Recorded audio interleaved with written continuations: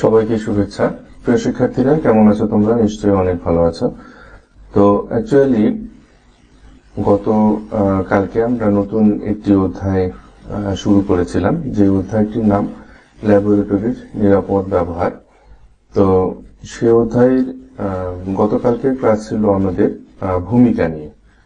খুব একটা বেশি কিছু আলোচনা আমরা গতকালকে করিনি। তো আজকে আমরা টপিকস একটা সিলেকশন করেছি, যে টপিকসটি একেবারেই বেসিক এবং প্রাথমিক যে টপিকস, সেই টপিকসটি নিয়ে আজকে আমরা আলোচনা করব। তো অলরেডি তোমরা টাইটেলে হয়তো বা দেখতে পাচ্ছ যে ল্যাবরেটরির যে ব্যবহার বিধি, পোশাক, নিরাপদ গ্লাস, তারপর মাস্ক এবং হ্যান্ড গ্লাভস, এই বিষয়গুলো নিয়ে আজকে আমরা আলোচনা করব। তো আচ্ছা, তো সেই আলোচনাগুলো শুরুতেই আমি একটু বলে নিই যে অনেকে হয়তোবা আমি আজকে নোটিশটা করতেও একটু লেট করে ফেলেছিলাম। তো অনেকে হয়তোবা মনে করছো যে আজকে হয়তোবা ক্লাস হবে না। তো যাই হোক, আমি নোটিশটা একটু আগে ভাগে তোমাদেরকে দেওয়ার চেষ্টা করব। একটু আগে ভাগে দিলে তোমাদের জন্য সুবিধা হয়। তো নেক্সট টাইম হয়তোবা দেখা যাচ্ছে আজকে আমি চেষ্টা করব যে আজকের লাইভটা শেষ করেই আমি তোমাদেরকে আগামীকালকের ক্লাসের নোটিশটা দেওয়ার জন্য। আরেকটি বিষয় বলে নিই, সেটি হচ্ছে যে সাধারণত আমি তোমাদেরকে চেষ্টা করি যে তোমাদের ক্লাসটা কখন হবে সেটা তো অবশ্যই তোমাদেরকে জানিয়ে দেয়া, এবং যদি ক্লাস তোমাদের আমি নিতে না পারি সেক্ষেত্রেও ক্লাস যদি নিতে না পারি তাহলেও তোমাদেরকে নোটিশ দিয়ে জানিয়ে দেয়া আমি চেষ্টা করব। তো যাই হোক, সেই বিষয়টা তোমরা একটু সেভাবে নিও না। আমি তোমাদেরকে অবশ্যই ক্লাস নিই আর না নিই, অর্থাৎ ক্লাস নিতে পারি আর না পারি, সেটা তোমাদেরকে নোটিশের মাধ্যমে জানিয়ে দেওয়ার চেষ্টা করব। তো অলরেডি লাইভে তোমরা জয়েন করছো কে? মোহাম্মদ সাব্বির আহমেদ, ওয়ালাইকুম সালাম। মোহাম্মদ হানিফ, নমস্কার স্যার। আর আক্তার, এস আক্তার, ওয়ালাইকুম সালাম। কেমন আছো তোমরা সকলে? নিশ্চয়ই ভালো আছো। আর আমিও তোমাদের দোয়া আশীর্বাদে ভালো ছিলাম না। এই 10 দিন আমি ব্যস্ততার মধ্যে ছিলাম। সে সময় প্রচন্ড জ্বর, সর্দি, কাশ, মানে ব্যস্ততার মধ্যেও শরীর বেশ খারাপ ছিল। তবে এখন তোমাদের সকলের দোয়া এবং আশীর্বাদে আমি এখন একটু ভালো আছি এবং ভালো দিকে যাচ্ছি আর কি। তো যাই হোক, তো সরি, ইয়াসমিন সুলতানা, ওয়ালাইকুম সালাম। স্যার, আজকে কি সেকেন্ড ইয়ারের রেকর্ডিং ক্লাস পাবো? না, আজকে আমি রেকর্ডিং করতে পারিনি।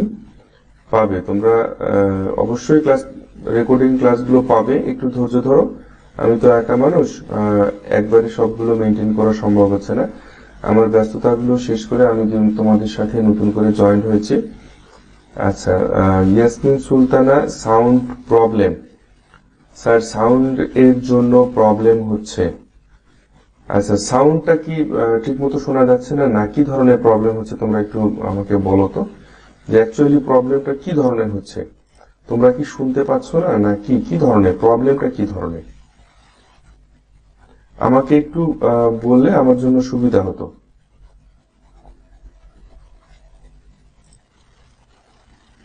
তোমরা আমাকে একটু বলো দেখি অ্যাকচুয়ালি তোমাদের প্রবলেমটা কি ধরনের প্রবলেম হচ্ছে।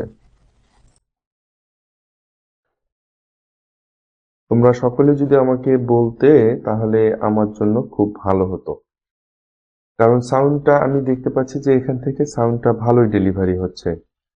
তো মানে সাউন্ডটা কি ডাবল শোনা যাচ্ছে নাকি শোনা যাচ্ছে না, না মানে কি ধরনের সমস্যা, একটু সমস্যাটা তোমরা যদি আমাকে পরিষ্কার করে বলতে। স্যার, ঝিরঝির হচ্ছে সাউন্ডে। আচ্ছা, শামীম হাসান, ওয়ালাইকুম সালাম। মনে হয় মাইক্রোফোনে প্রবলেম। নাহিদা চৌধুরী, আদাব স্যার। স্যার, সাউন্ড হালকা কেটে শুনতে কোনো প্রবলেম হচ্ছে না তেমনটা শুনতে পাচ্ছি স্যার। আচ্ছা, আমি একটু সেটিংসটাকে ঠিক করে নিলাম। তোমরা এখন একটু আমাকে বলো তো যে অ্যাকচুয়ালি কি এখনো সেই প্রবলেমটা হচ্ছে নাকি এখন আর হচ্ছে না। আমাকে একটু বলো, আমি একটু ঠিক করে নিলাম সাউন্ডটা। তোমরা একটু আমাকে আবার একটু কাইন্ডলি সকলে একটু বলো। সাউন্ডটা কি আগের মতোই প্রবলেম আছে নাকি?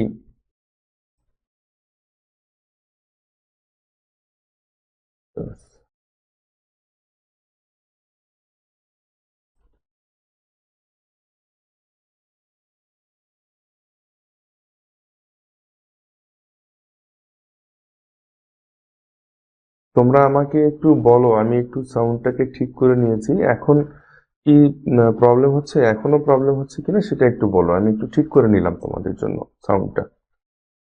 ইয়াসমিন সুলতানা, স্যার এখন ক্লিয়ার শুনতে পাচ্ছি স্যার। এভরিথিং ইজ ওকে নাও। আরিয়ান সবুজ, নমস্কার স্যার। হ্যাঁ নমস্কার।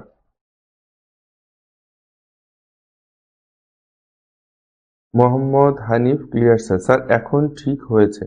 মোহাম্মদ শামীম হাসান, আচ্ছা এখন একেবারে পরিষ্কার, কোনো ঝিরঝির বা ডাবল সাউন্ড শোনা যাচ্ছে বা এই ধরনের কোনো কিছু কি আছে এখন? একটু তোমরা একটু রিপ্লাই করো স্যার এখন একদম ঠিক আছে। আচ্ছা, থ্যাংক ইউ। আচ্ছা এখন দেখো, তোমরা অনেকেই বলতে পারো যে স্যার ল্যাবরেটরির যে নিরাপদ ব্যবহার যে অধ্যায়টা রয়েছে সেই অধ্যায়টা হয়তো বা অতটা ইম্পর্টেন্ট না, বা এই টপিকস গুলো হয়তো বা অনেকটা তোমাদের কাছে একটু মানে সহজ মনে হতে পারে। অ্যাকচুয়ালি তাই যে টপিকস গুলো একেবারেই সহজ, কিন্তু আমি চাইছিলাম যে এই টপিকস গুলো একটু করে টাচ দিয়ে যেতে তোমাদেরকে। তাহলে কি হবে, এই বিষয়গুলো তোমাদের কাছে একেবারেই স্পষ্ট হয়ে যাবে এবং তোমরা তোমরা যখন এগুলো যখন তোমরা নিজেরা যখন বাসায় পড়বে তখন হয়তোবা দেখা যাচ্ছে এগুলো তোমাদের কাছে একেবারে সহজভাবে তোমাদের মনে থাকবে। আচ্ছা ইউসুফ আলী, হ্যাঁ ভালো আছি। আচ্ছা, তো ঠিক আছে, আমরা আজকের যে টপিক সেটা হচ্ছে ল্যাবরেটরি ব্যবহার বিধি, পোশাক, নিরাপদ গ্লাস, মাস্ক এবং হ্যান্ড গ্লাভস। তো এক্ষেত্রে নিরাপদ যে ব্যবহার বিধি, সাধারণত আমাদের রসায়ন যে ল্যাব রয়েছে সেই রসায়ন ল্যাবে আমাদেরকে যখন আমরা ব্যবহারিক যে ক্লাসগুলো করব, এই ব্যবহারিক ক্লাসগুলো করার সময় আমাদের বেশ কিছু বিষয় রয়েছে যে বিষয়গুলো অবশ্যই আমাদের মেনে চলতে হবে এবং বেশ কিছু নিয়ম কানুন রয়েছে যে নিয়ম কানুনগুলো অবশ্যই কি করতে হবে, আমাদেরকে মেনে চলতে হবে। ঠিক আছে? আচ্ছা, তো সেই বিষয়গুলোর মধ্যে যদি প্রথমেই বলা হয় যে সাধারণত আমাদেরকে ল্যাবরেটরিতে ঢিলাঢালা জামা এবং স্যান্ডেল পরে প্রবেশ না করা, একেবারে ঢিলাঢালা জামা এবং স্যান্ডেল পরে প্রবেশ না করা। সাধারণত শু বা কেটস ছেলেদের জন্য, আর মেয়েদের জন্য শুয়ের মতো বা ছেলেদের মতো শুয়ের মতো বা দেখা যাচ্ছে কিডসের মতো এক ধরনের পা ঢাকা যে জুতোগুলো পাওয়া যায় সেই জুতোগুলো ব্যবহার করাটা সব থেকে শ্রেয়। আর সম্পূর্ণ পাটা যেন তোমাদের ঢেকে থাকে, অর্থাৎ মোজা সহ যাতে তোমরা পড়তে পারো, এ ধরনের যদি ব্যবস্থা থাকে এবং সেটা তোমাদের জন্য অনেক হেল্পফুল হবে। কারণ কি, হয়তোবা দেখা যাচ্ছে কেমিক্যালস গুলো আমরা যখন বিভিন্ন টেস্ট টিউবে ইউজ করব বা এক জায়গা থেকে আরেক জায়গায় যখন টেস্ট টিউবে ঢালতে হয় সেক্ষেত্রে সেক্ষেত্রে কি হয়, সেক্ষেত্রে সেগুলো আমাদের পড়ে যেতে পারে নিচে। তো নিচে পড়ে গেলে সেটাই কি হয়, প্রথমেই আমাদের পায়ে পড়ার সম্ভাবনাটা বেশি থাকে। আচ্ছা কপিল ডি, নমস্তে। জি স্যার, হ্যাঁ নমস্তে কপিল ডি। কপিল ডি, তুমি যদি বাংলা বুঝে থাকো আমাকে বলো যে তুমি বাংলা অ্যাকচুয়ালি বুঝতেছো কিনা, আমার কথাগুলো বুঝতে পারছো কিনা। আচ্ছা, এখানে আরেকটা বিষয় আমাদেরকে অবশ্যই মাথায় রাখতে হবে, সেটি হচ্ছে যে আমাদের জামা বা ইউনিফর্ম যেটা থাকবে, জামার উপরে সাধারণত আমাদেরকে অ্যাপ্রন পরতে হবে, যেটাকে বলা হয় ল্যাব কোট। অ্যাপ্রন, সাধারণত এই অ্যাপ্রনটা ল্যাবরেটরিতে ব্যবহারের জন্যই এটা একটা ল্যাবরেটরি পোশাক। তো এই অ্যাপ্রনটা সাধারণত তোমরা লক্ষ্য করে দেখবে নার্সরা বা ডক্টররাও সাধারণত এই অ্যাপ্রন পরে থাকেন। তবে এই অ্যাপ্রনের ধরনটা একজন বিজ্ঞানাগার স্টুডেন্টের জন্য, বিজ্ঞানী স্টুডেন্টের জন্য অ্যাপ্রনের ধরনটা একমত হয় এবং একজন ডক্টরের জন্য তাদের অ্যাপ্রনের ধরনটা আরেক রকম হয়। ঠিক আছে? তো যাই হোক, এরপরে আমাদের মেয়েদের জন্য যেটি মাথার যে তোমাদের বড় বড় চুল থাকবে সেই চুলগুলো অবশ্যই আটসাট করে বেঁধে খোপা করে আসতে হবে, কারণ এই চুলগুলো যাতে ছড়িয়ে ছিটিয়ে না থাকে শরীরের মধ্যে, এটা আমাদেরকে লক্ষ্য রাখতে হবে। এরপরে আসবে আমাদের চোখের নিরাপত্তার জন্য যেটা আমাদেরকে করতে হবে, অবশ্যই সেফটি গ্লাস ব্যবহার করতে হবে, যেটাকে বলা হচ্ছে কি নিরাপদ গ্লাস। ঠিক আছে? তো এই যে বিষয়গুলো, তারপরে আমাদেরকে কি ব্যবহার করতে হবে? অবশ্যই মুখে মাস্ক ব্যবহার করতে হবে, এবং সেই মাস্কটা, ল্যাবরেটরি মাস্কটা কিন্তু সম্পূর্ণরূপে আলাদা। সুমাইয়া আরাফাত, ওয়ালাইকুম সালাম। তো এই ল্যাবরেটরির মাস্কটা কিন্তু সম্পূর্ণ আলাদা, আর ল্যাবরেটরির যে নিরাপদ চশমা রয়েছে সেই চশমাটাও কিন্তু সম্পূর্ণ আলাদা। সাধারণত আমরা যে চশমাগুলো ব্যবহার করে থাকি, আমাদের প্রয়োজনীয় যে চশমাগুলো আমরা ব্যবহার করে থাকি, হয়তোবা তোমাদের চোখেও সেই চশমাগুলো রয়েছে, আমার চোখেও তোমরা দেখতে পাচ্ছ। তো এই চশমাগুলো সাধারণত নিরাপদ চশমা ল্যাবরেটরির জন্য বলা হয় না। ল্যাবরেটরির জন্য নিরাপদ যে চশমাগুলো থাকে সেগুলো একেবারে আমাদের চোখ ঢেকে থাকে, অর্থাৎ সাইডগুলো একেবারে ঢাকা থাকে। এই ধরনের চশমাগুলো আমাদেরকে ব্যবহার করতে হবে। ঠিক আছে? আচ্ছা, আর একটা বিষয় আমাদের লক্ষ্য রাখতে হবে, সেটা হচ্ছে হ্যান্ড গ্লাভস। তো এই হ্যান্ড গ্লাভস গুলো বিভিন্ন রকমের পাওয়া যায়। তো সেক্ষেত্রে হ্যান্ড গ্লাভস, ল্যাবরেটরির জন্য হ্যান্ড গ্লাভস আলাদা, তারপরে তোমাদের দেখা যাচ্ছে ডক্টররা তাদের অপারেশনের জন্য, সার্জারির জন্য আরেক রকমের হ্যান্ড গ্লাভস ব্যবহার করে থাকে। তো আমরা এগুলো একটু পরে, এখন একটু ডিটেলস আলোচনায় আসব।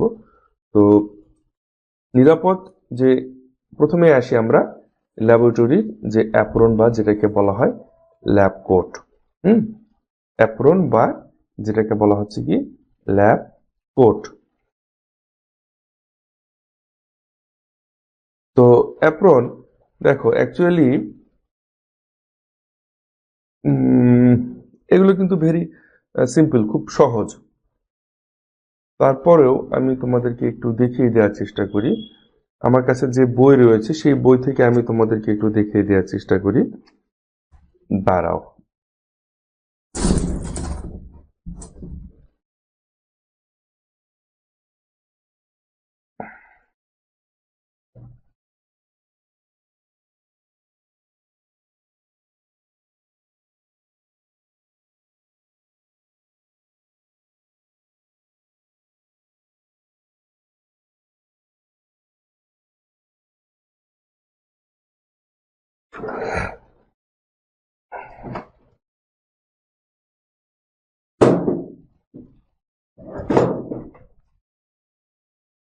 আচ্ছা দেখো, অ্যাকচুয়ালি আমি তোমাদেরকে এখানে আলো সুবিধা হবে।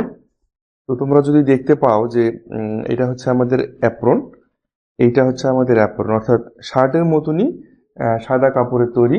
হুম তো আর হাত ঢাকা থাকবে, মোটামুটি আমাদের এই কবজি পর্যন্ত হাতটা ঢাকা থাকবে।